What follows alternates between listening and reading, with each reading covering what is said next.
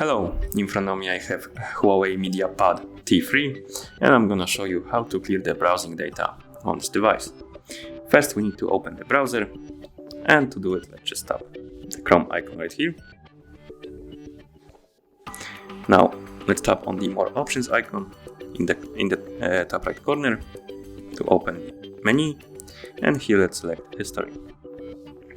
Now we can remove sites one by one from the history by just tapping the bin icon next to them, like this, or we can just tap on Clear Browsing Data. Here we can choose between Basic or Advanced. The difference is that in Basic we have only 3 types of data to clear, and in Advanced we can select more. Here we can select the time range from which we want to clear the data. You can choose between last hour, last 24 hours, last 7 days, last 4 weeks, and all time. Let's select last 4 weeks, for example. And once you're done setting this up, tap Clear Data right here at the bottom. And as you can see, the history was removed.